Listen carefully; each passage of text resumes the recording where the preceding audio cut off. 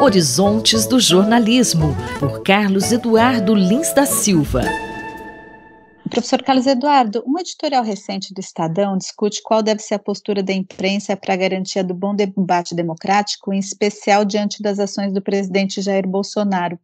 O que o senhor gostaria de destacar sobre esse assunto, considerando a proximidade das eleições? Eu acho que há uma tendência, há um panorama de que o jornalismo tende a voltar àquilo que ele era nas suas origens no século XVIII, XIX, que era o jornalismo partizan, jornalismo em que os veículos eles eram escritos com o objetivo principal de defender causas sociais ou políticas.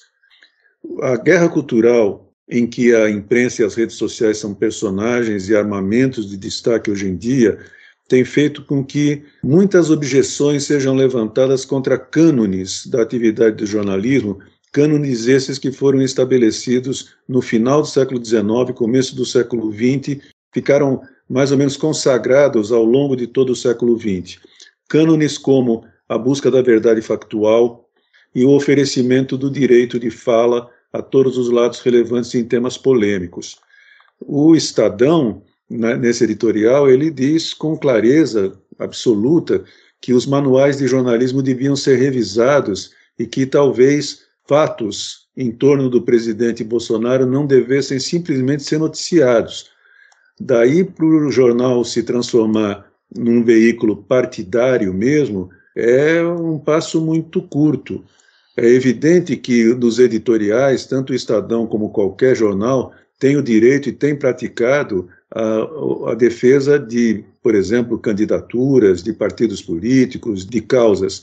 Mas no noticiário, isso, em princípio, não tem acontecido e, em princípio, também não poderia acontecer.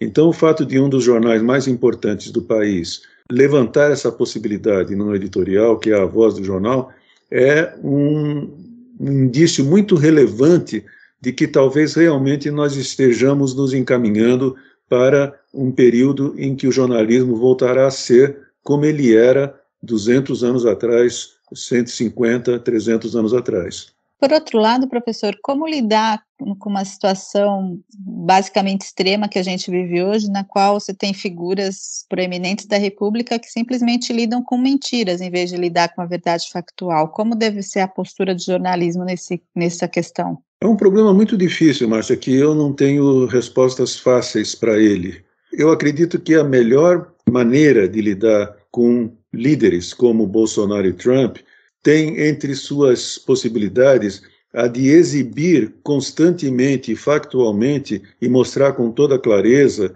que as palavras e as ações deles são mentirosas. É preciso chamar de mentira o que é mentira, é preciso chamar de engodo o que é engodo. Além disso, eu acho que, e já falamos disso também aqui na coluna no passado, eu acho que se dá muito espaço para os absurdos que o presidente Bolsonaro fala, e ele fala isso de maneira consciente.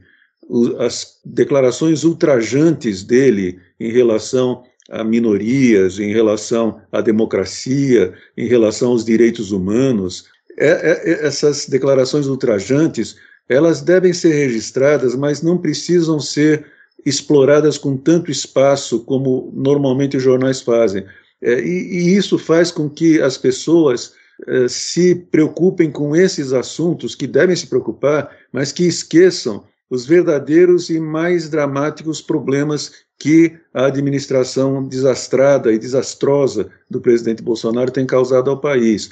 Existe uma série de assuntos que o presidente Bolsonaro quer simplesmente jogar uma cortina de fumaça sobre eles. E ele consegue com essas declarações ultrajantes que acabam tomando quase todo o espaço e toda a energia que os jornais têm para cobrir os assuntos que são vinculados ao presidente. O jornalista e professor Carlos Eduardo Lins da Silva, colunista da Rádio USP, conversou comigo, Márcia Blasques.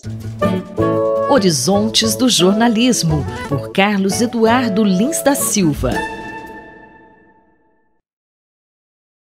Reflexão Econômica, por Luciano Nakabashi. Professor, sobre a aprovação do projeto do homeschooling na Câmara, é positivo? Então, quando a gente olha esse projeto, ele está dentro de um contexto, né, de muito mais como uma bandeira do presidente relacionado ao que ele traz de liberdade, de escolhas. Mas tem problemas. Quando a gente pensa no ensino tradicional, criança indo na escola, existe uma razão, algumas, né? Então, em primeiro lugar, você está levando a criança para um local onde existem profissionais que fizeram faculdade, que têm experiência e formados em diferentes disciplinas, né? Tem uma divisão ali de conhecimento, porque passar esse conhecimento para as crianças é uma questão complexa e o conhecimento ele é muito amplo, né? Por isso que existe essa divisão e cada professor, né, a partir de determinada série, se especializando para poder ensinar com maior conhecimento para as crianças. Um segundo ponto importante é que as crianças vão para a escola e acabam tendo uma interação muito importante com outras crianças. Isso é fundamental na socialização, no contato com crianças que vêm de diferentes famílias, com background familiar diferente, com ideias diferentes. Isso é muito importante no aprendizado, no amadurecimento, no conhecimento das crianças, saber confrontar diferentes ideias, saber que existe essa diferença e que muitas vezes é preciso escutar o próximo, ver as diferenças que existem de pensamento em relação a essas crianças, do que se tem em casa. Isso acaba enriquecendo a formação da criança. Acho que o terceiro ponto é o ensino, que, claro, tem que ser modificado ao longo do tempo, né, conforme novos conhecimentos vão sendo gerados, conforme novas técnicas vão sendo inseridas, que são mais eficientes. A escola em si, o ensinamento, é necessário que ele, né, vá se adaptando às novas necessidades, às novas tecnologias que vão surgindo. Mas hoje é o que se tem de melhor, ainda mais quando se considera um país, né, como o Brasil, que tem várias deficiências, inclusive no sistema escolar, né, que tem que de fato ser melhorado, mas a solução não está em deixar essas crianças em casa com uma estrutura, né, muitas vezes muito distinta e que vai diferenciar, vai ser muito diferente de família para família e que pode deixar uma criança muito mais exposta a visões e a uma falta de contato, uma falta de socialização que acaba impactando negativamente depois na vida dessas crianças. E qual seria uma política mais adequada? Quando a gente olha essa questão do aprendizado das crianças, o fundamental é uma parceria entre a escola e a família. A família está acompanhando o aprendizado das crianças, as dificuldades, auxiliando, claro, passando em alguns momentos os seus valores, que faz parte e é muito importante, né, em cada família. E fazer essa parceria para que essa criança tenha um bom desempenho escolar. Não dá para deixar tudo na escola. A responsabilidade do aprendizado, da educação, não é só da escola. E não dá para deixar tudo na família. Porque muitas vezes a família não vai ter estrutura, não vai ter o preparo, né? Em várias profissões a gente exige que as pessoas sejam formadas para que ela possa atender, né, um cliente, um paciente, que possa fazer um parecer não só formado, mas que tenha experiência também. Por que seria diferente no caso da educação das crianças, que é um elemento essencial para o crescimento e desenvolvimento econômico e social de qualquer país?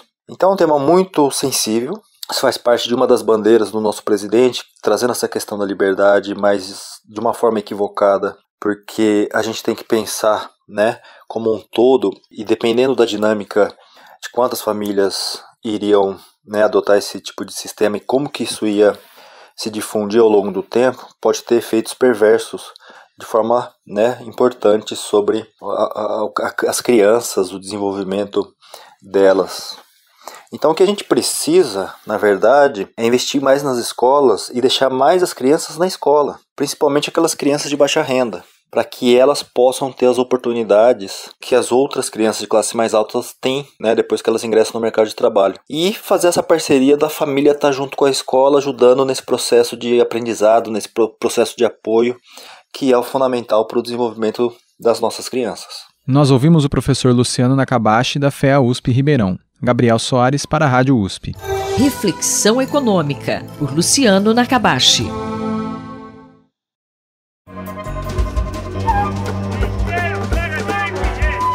Saúde e Meio Ambiente, por Paulo Saldiva. Bom dia, professor Saldiva. Qual é o papel das árvores para a nossa saúde? Alô, Cinderela, olá, ouvintes da Rádio USP, é sempre um prazer estar aqui com vocês. Hoje eu gostaria de falar um pouquinho sobre a presença de árvores no ambiente urbano e seus possíveis efeitos sobre a saúde humana. Bom, eu sou nascido em São Paulo e vejo com certo desconsolo o deserto que transformamos o solo de nossa cidade. Desertos não de areia, mas feitos de asfalto e concreto, que nos privam do contato com a vegetação. A vegetação é muito, digamos, inhomogeneamente presente em nossa cidade, restrita a alguns bairros ou então alguns parques. Mas nós temos extensas áreas sem nenhuma árvore, especialmente nas regiões mais carentes. E as árvores, a gente sabe, elas regulam o clima local, diminuem as ilhas de calor, aumentam a porosidade do solo, minimizando o risco de inundações e também reduzem a poluição do ar em nível local. Bom, então eu sempre me interessei por artigos científicos que avaliassem o papel da cobertura vegetal na saúde humana. Ou seja, nós vamos tentar discutir e abordar o fato de que as árvores não são só um aspecto ambiental ou de retenção de gás de efeito estufa, mas sim também um elemento indutor de saúde humana. E um dos artigos que eu achei mais elegantes nessa área foi um recentemente conduzido por um grupo da Bélgica que, estudando na cidade de Bruxelas, quantificou de forma objetiva a cobertura vegetal, em densidade de árvores e principalmente também a sua cobertura, o tamanho das árvores e a capacidade de sombreamento e embelezamento local. E, como indicador de saúde, eles estudaram e conseguiram determinar a quantidade de remédios comprados para controlar duas doenças que nos afligem muito: alterações de humor, a depressão, e doenças cardiovasculares.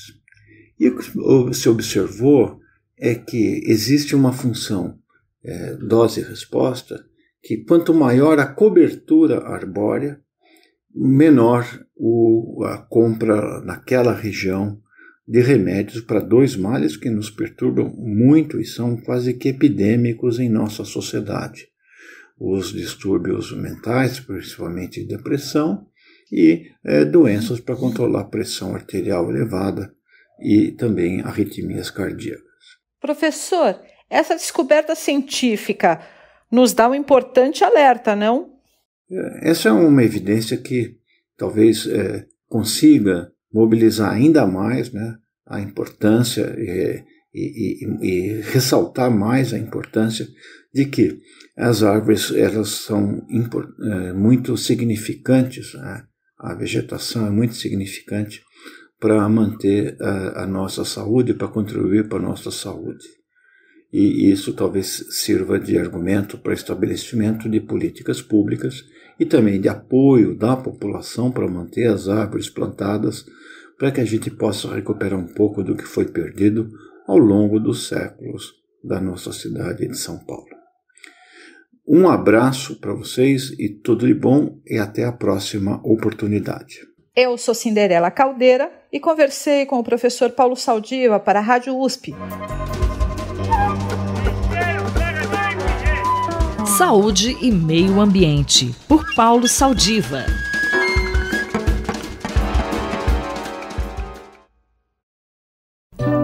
Globalização e Cidadania, por Pedro Dalari. Bom dia, professor Pedro Dalari. Professor, em abril faleceu o professor Dalmo de Abreu Dalari. O que o senhor teria a dizer a respeito da vida, da obra, da importância desse professor, desse jurista, desse cidadão brasileiro que fez tanto pelo país? Ocorrido no início de abril, O falecimento do professor Dalmo de Abreu Dallari teve grande repercussão social.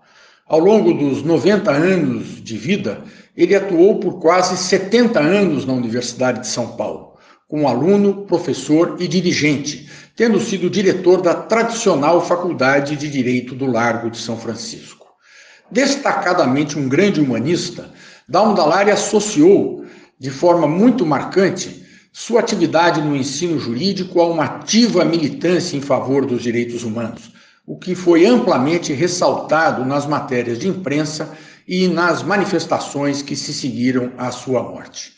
Sendo seu filho, mesmo tomado por sentimento de profunda tristeza, não posso deixar de me sentir gratificado pelo reconhecimento público de uma trajetória voltada à defesa e à promoção dos direitos fundamentais da pessoa humana, notadamente dos segmentos mais vulneráveis, como as crianças, as mulheres e os indígenas. Um aspecto dessa trajetória, todavia, tem merecido menos realce. Trata-se da significativa contribuição científica de Dalmo Dallari para a teoria geral do Estado, o direito constitucional e a teoria do direito de forma geral.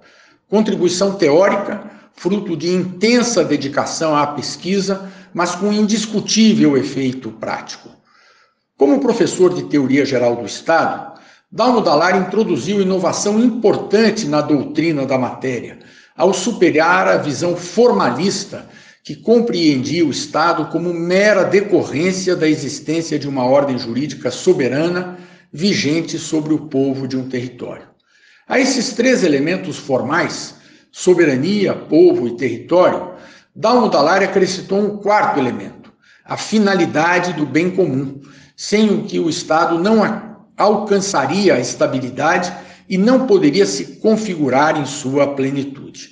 Aparentemente simples, essa inovação teve o condão de introduzir um elemento ético na caracterização do Estado, sendo a noção de bem comum diretamente associada a um quadro de respeito aos direitos humanos. Em linhas gerais, Dalmo Dallari consolidou na teoria do direito o entendimento de que, sem a afirmação dos direitos humanos, o Estado não estaria em uma situação de normalidade.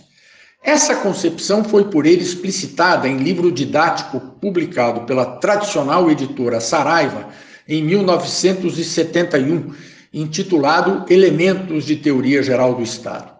Apesar de ainda se estar no período da ditadura militar, imediatamente o livro passou a ser adotado como um manual básico de ensino da disciplina, não só na Faculdade do Largo de São Francisco, mas nas faculdades de direito de todo o país. Qual foi o impacto dessa publicação, professor? O impacto dessa contribuição foi muito relevante na construção e na disseminação por todo o país de uma cultura jurídica humanista e democrática.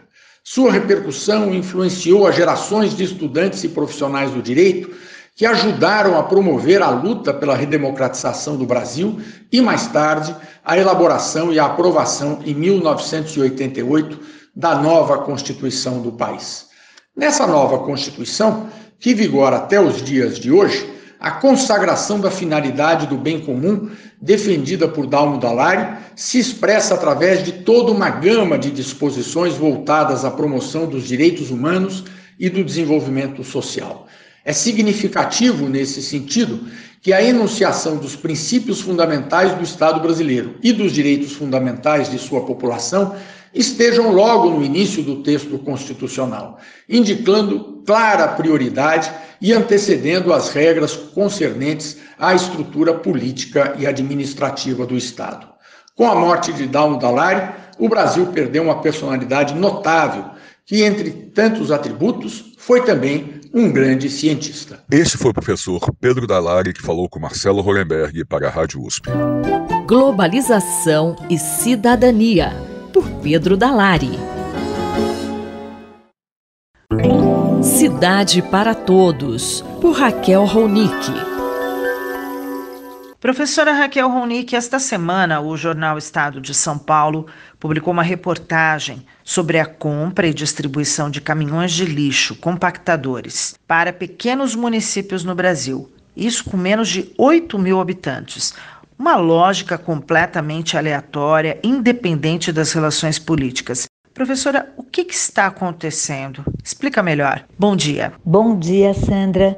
Bom dia, ouvintes da Rádio USP. Pois é, uma reportagem do Estadão mostrou que caminhões compactadores de lixo viraram uma das moedas de troca política da presidência com representantes do Centrão.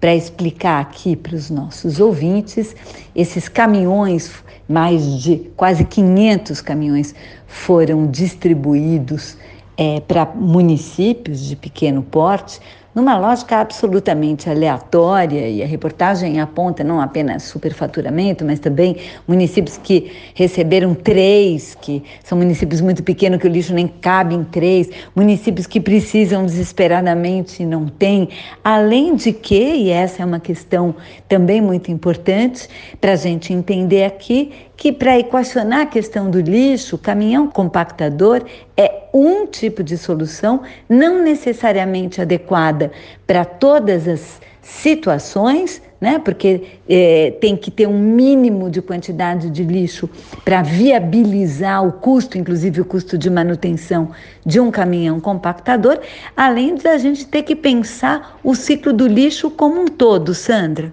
Professora Ronick, o que seria então esse ciclo como um todo e como é que nós estamos no país em relação a esse tema, o lixo? A coleta domiciliar ainda precisa avançar no Brasil. De acordo com a PNAD do IBGE, 20 milhões de brasileiros não contam com essa coleta. Em regiões como o Sudeste e o Sul, isso chega a 90% de cobertura, mas tem ainda muita gente que não tem e precisa coletar, e caminhão é uma forma de coletar, mas como eu disse, não necessariamente com caminhão compactador. A questão também absolutamente preocupante é o destino do lixo, porque nós ainda temos 3 mil lixões no Brasil. Lixão onde o lixo é simplesmente jogado, sem poder ser manejado, trabalhado de uma forma, no mínimo, com um critério técnico, que são os aterros sanitários. E mais preocupante ainda, apenas 2% do lixo que é produzido no Brasil é reciclado. E nós estamos falando do lixo seco, que é majoritariamente reciclado, e dos orgânicos, isso é 0,2% no Brasil.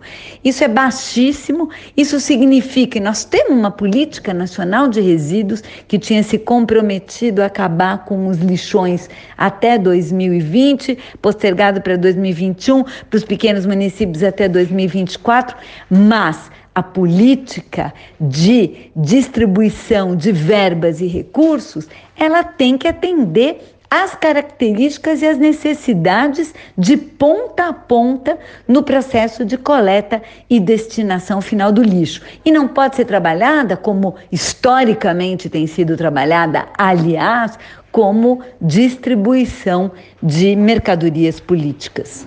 Eu sou Sandra Capomatto e você ouviu a professora Raquel Ronick, da Faculdade de Arquitetura e Urbanismo da Universidade de São Paulo. Cidade para Todos, por Raquel Ronick. Bibliomania, por Marisa Midori. Bom dia, professora Marisa Midori. Depois de uma pausa, é muito bom estar de volta para nossas conversas sobre livros e bibliotecas. E eu já vi que hoje o tema que a senhora vai abordar é sobre a relação entre livros e fotografias. Bom dia, Cláudia. Que bom te ver, ou melhor, que bom te ouvir de novo. Bom dia, ouvintes da Rádio USP. Hoje eu apresento o livro de Muriel Pick, As Desordens da Biblioteca, que foi publicado em 2015 pela editora Relicário e lança à luz sobre uma relação muito íntima e atual entre livros e fotografias. Afinal de contas, as fotografias se multiplicam em escala exponencial em nossos celulares e, da mesma forma que tudo, absolutamente tudo se presta a ser fotografado, jamais os livros e as bibliotecas puderam ser tão expostos ao grande público como são nos tempos atuais. Fotografamos os livros por suas qualidades estéticas, fotografamos os livros por razões documentais, fotografamos os livros para deter um pedaço da leitura e, não raro, fotografamos os livros para compartilhar a nossa leitura ou tornar pública a nossa leitura. Talvez por esse motivo, a edição seja composta por 2 estudos, um essencialmente fotográfico, composto por fotomontagem ou por fotomontagens encadeadas, e outro essencialmente textual, diria uma ecfrase do primeiro livro de fotografia que o mundo conheceu. Pois o que poucos sabem, e é justamente disso que trata o segundo ensaio de Muriel Pick, é que William Henry Fox Talbot fez dos livros, se não de sua própria biblioteca, uma de suas primeiras fotografias publicadas em livro. The Nature of Pencil, editado em 1844, apresenta uma reunião de imagens e textos que testemunham, de modo eloquente, esta comunhão entre arte e ciência. Nessa mesma época, na França, Niepce e Daguerre também haviam registrado imagens através da luz, porém por processos diversos. A autora explora de forma minuciosa e, diria, muito astuciosa, as relações estreitas entre a escrita, o livro e a fotografia na trajetória intelectual de Talbot. Aprendemos que ele se dedicou à botânica e à filologia, vale saber, a áreas do conhecimento que exigem muita paciência e um notável apego aos detalhes. Ele também foi, nos tempos em que Champollion brilhava na decifração dos escritos egípcios, um brilhante assiriólogo, tendo se dedicado a decifrar manuscritos assírios gravados em tabuinhas de argila. Em 1846, publicou um livro no qual constam 3 fotografias, ou seja, aquilo que chamaríamos hoje de facsímiles de manuscritos antigos. Essa história é fascinante, pois demonstra que a fotografia já nos seus primórdios teve uma função não apenas artística, mas também documental e mesmo científica, não é? Isso mesmo, Cláudia. Como escreve a autora, em Talbot, a fotografia reencena a metáfora do mundo como livro a ser decifrado, mas com um olho munido de uma câmera e na escala de uma página, o que faz de The Nature of Pencil não apenas o primeiro livro de fotografia do mundo, mas também um oráculo. É ler para crer. A professora Marisa Midori conversou com Cláudia Costa. Bibliomania, por Marisa Midori.